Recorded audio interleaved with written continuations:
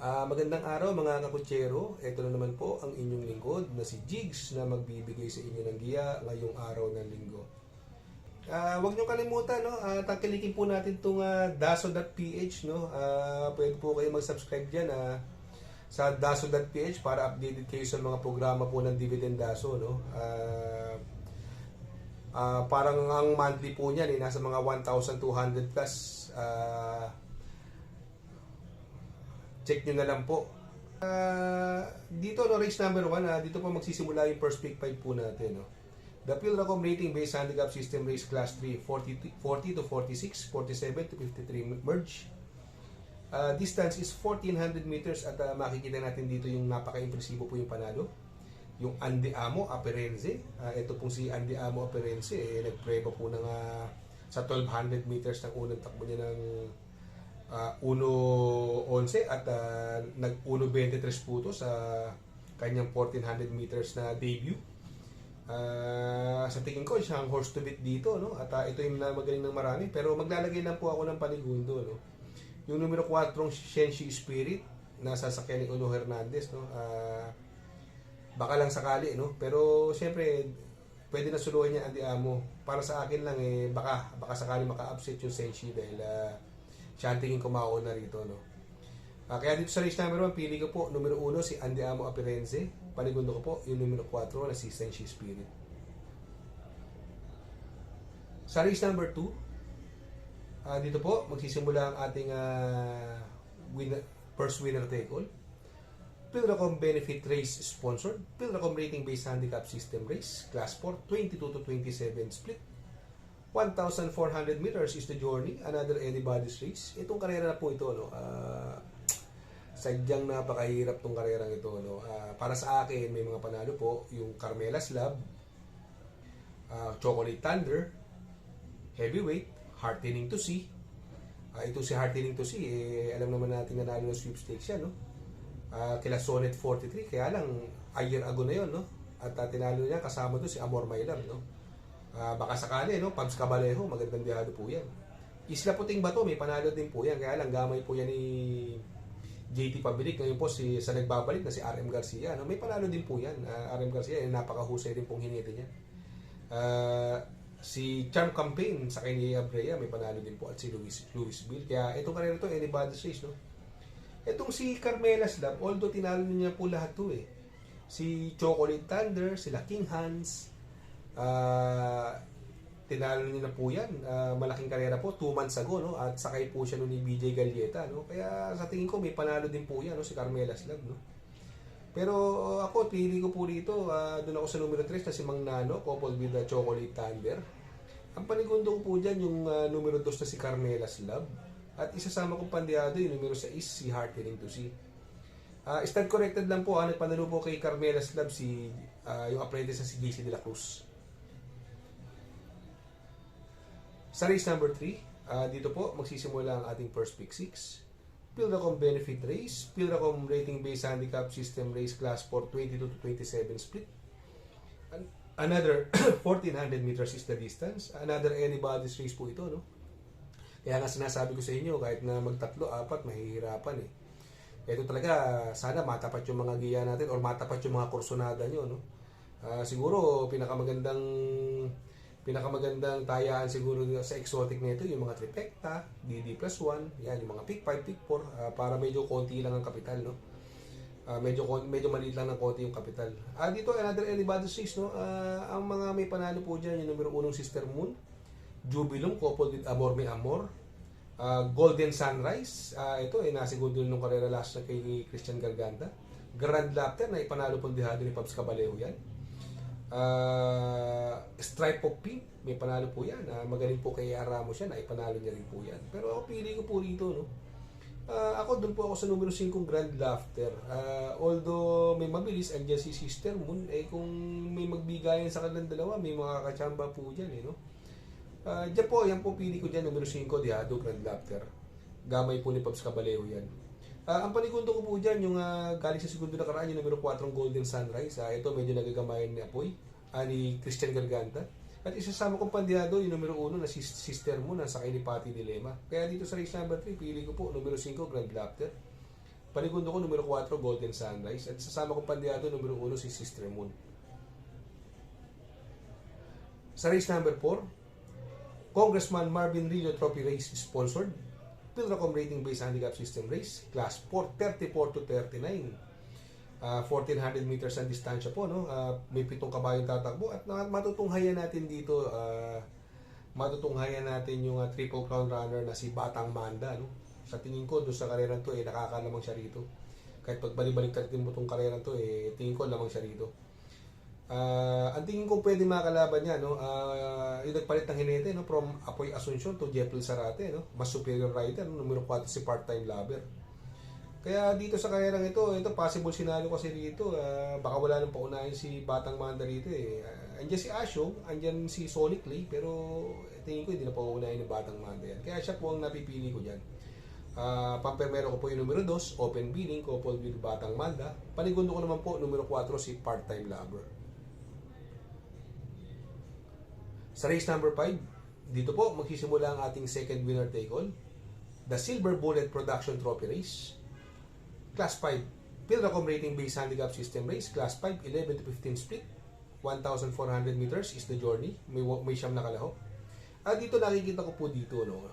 Possible, tingin ko pwede lang maglaban-laban dito. Yung Polite Bell, Kerubin, at saka si Work From Home, tingin ko hindi nalulusot sa kanilang tatlo to, no? Although ang mabilis diyan si Ala Sabon, sa tingin ko yan ang magdadala ng unahan, at si Piece of Cake. Pero ang ayaw ko kasi kay Polite Bell may bisyo sa aparato to, tas ang hindi maganda numero 1 baka malikit Pero sana wag naman po. Pero medyo out muna siya sa akin, no? Ang pili ko po rito yung numero 2 na si Kerubin, na sakay ni Are Madonna. Ito si Kerubin, alam naman nating nakakalaban ito sila Calendar Girl, no? Medyo talagang mas malakas ang laban kumpara dito sa laban na to, no? At ang panigundo ko naman po dyan, yung numero 9 na si Work From Home, na nagamay na po ni Ison Bautista at distansya niya po ito. Sa race number 6, dito po magsisimula ang second pick 6. Philip Salvador Senator Bongo Trophy Race. Sponsored. Pilracom Rating Based Handicap System Race. Class 4, 16 to 21 split. 1,400 meters is the distance. May 8 kalahok. Dito makikita natin, no, yung nagbabalik, yung numero 3 na si Inclusion. Tinalo po niya si Chocolate Thunder. Big upset po yun. Naalala ko, no, na sakay ni Rico Susunon. Ngayon sakay naman ni Jeffrey Zarate, no? May panalo po yan, no? Itong karera na to, ang mga may panalo dyan yan, Inclusion, Full Control, mukhang inayaw na nung karera to. Ngayon si King Flores na from Dan Camanyero. Tingin ko 2-horse race to para sa kanila, no? Although andyan si Victorious Angel na pwedeng mauna, kaya lang andyan si Moon Island, at si Inclusion may tulin din po yan. Kaya dito pili ko po sa race 6. Baka mapabor, doon ako sa numero 4 nga Full Control. At ang panigundo ko po dyan, yung numero 3 na si Inclusion. Sa race number 7, dito naman po magsisimula ang ating pick 5. Pilgen Pharmaceutical Incorporated Trophy Race sponsored. Pilracom Rating Based Handicap System Race. Class 5, 11 to 15 split. Distance is 1,400 meters. May siyam na kalahok. Ito, another magulong karera, no? Ito, yung rematch to rematch between Hombre and Lemon Bell. Nakita mo naman yung laban yun, ang gandang laban nun. Kung saan nanalo si Hombre. Makasweet revenge kaya si Lemon Bell dito, nasasakay ni Jomer Storke, or masusuki siya ni Hombre, or ibang kabayo mananalo dito, no? Kasi sa tingin ko may mga panalo din po dito, bukod kay Hombre at si Lemon Bell, pwedeng makachamba po dyan yung Go Aiden Go, kasi mababa sa laban po yan. Si Don Pedro, nasa kay ni Mark Alvarez, magandang diado po yan. Pero ako siguro doon na ako sa rematch, no? Yun ang pipiliin ko, no? Doon pa rin ako sa numero 3 na si Hombre. At ang panigundo ko yung numero 8 na si Lemon Bell. Sa race number 8, Shara Marie Foundation Trophy Race is sponsored. Pilracom Rating Based Handicap System Race. Class 4, 16 to 21 split. Distance is 1,400 meters. May siyam na kalahok. Dito makikita uli natin, no? Kala mo parang araw ng Maynila, yung mga hindi matagal na hindi tumatakbo, makikita natin ngayon, no? Ganyan sa araw ng Maynila, yung mga Mga matagal nagbabakasyon, biglang naglalabasan. No? May tinatago palang prueba. Katulad nito, yung numero 2 na si This Girl on Fire. Alam naman natin magaling na kabayo ito, This Girl on Fire. No? Nasasakay ni RM Garcia. No? Baka ito magbigay ng panalo kay RM Garcia. No? Kay Onyok. No? Dito may mga panalo po. Yan, Guerrero Warriors baka mag-umento dahil nakapanalo na po kay Jeffrey Sarati. At ang ganda, impresibo po yung panalo niya. Luchahan po yun at siya pa rin ang nanalo, si Guerrero Warriors. Si Tugatog, ang baba po sa laban sa kay ni Isaac Aguila. At ito pa, sa tingin ko, may panalo din po dito, yung Buntay Shore. Copycat, impresibo po panalo niya, nung nakaraan, Queen Gabi, ang ganda na numero, baka hindi mahuli, nasa labas ang numero. Pero ako, tatlo lang pipiliin ko dito, no? Dun pa rin ako sa numero 1 Guerrero Warriors. Gamit po kasi ni Jeffrey Sarati yan. Panigundo ko, yung numero 4 Tugatog. At isasama kong pandiado yung nagbabalik. Numero 2, This Girl is on Fire. Sa race number 9, Dr. Giselle Lazaro Maceda Trophy Race, Pilracom Rating Based Handicap System Race, Class 4, 28 to 33 split, 1,400 meters is the distance, may 8 kalahok. Dito, no, wala nang paligoy-ligoy pa, no, although may malalakas ang laban dito, no. Doon ako sa numero 4 Red Queen, nasa kay Pabs Caballero. Alam naman natin pinahirapan na ito si Heart of a Champion, no? Yung unang-unang pagkatalo ni Heart of a Champion, ito yung laban na yun, nakotso lang po ni front runner itong si Red Queen, no? Walang pinaporma yan, nalucha lang po yan nung nakaraan si Red Queen. Kaya para sa akin, itong karerang ito, sosolohin ko na po yung numero 4, Red Queen. Solo ko na po yan, numero 4, Red Queen. Sa race number 10, FR Sevilla Industrial and Development Trophy Race is sponsored. Pilracom Rating Based Handicap System Race, Class 5, 6 to 10 split. Distance is another 1,400 meters, may 11 kalahok. Another anybody's race, no? Dito po, no, yung instant notice galing sa panalo po yan, napupunto po yan, no? Kaya lang hindi maganda numero, baka hindi maganda ilundan. Yung numero 2, pares may panalo yan, Destiny at si Bantay Sarado. Si Bantay Sarado siguro naman baka manalo na to dito, no? Mahaba na distansya, 1,400 meters, at si Bongbong Villegas na binigay, no? Si Destiny gamay naman po ni Jomel Stork yan. Yung ibang may panalo po dito, si Ang Bigote, nasa kay ni CB Ardonia, National Treasure, magandang dihado yan. At si Margo, gusto kong dihado to, si Margo, nasa kay ni RJC Tabor. Baka itong kaya na to, walang paunahin si Margo rito. Magandang dihado po yan. Kaya dito sa race number 10, pili ko po, doon ako sa numero 2 na si Destiny, coupled with Bantay Sarado. At panigundo ko po yung dihadong numero 11 na si Margo.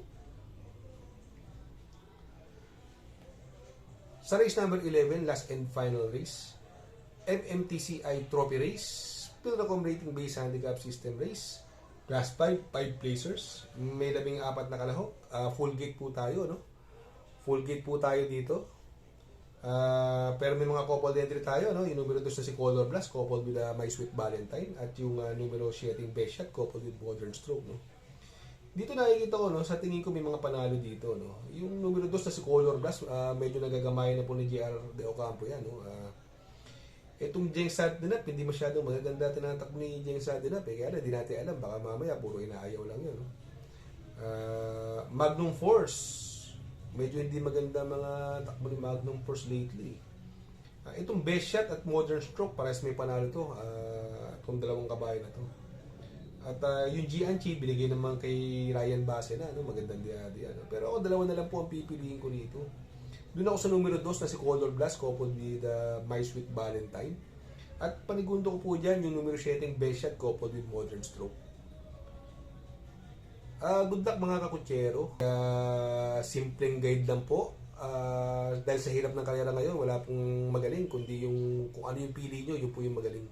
Sa akin, simpleng guide lang po ito. Kung matapat nyo sa atin, salamat. Kung matapat sa inyo, very good po. Ako yung makikisuyo lamang po na please like, share, subscribe, and hit the notification bell.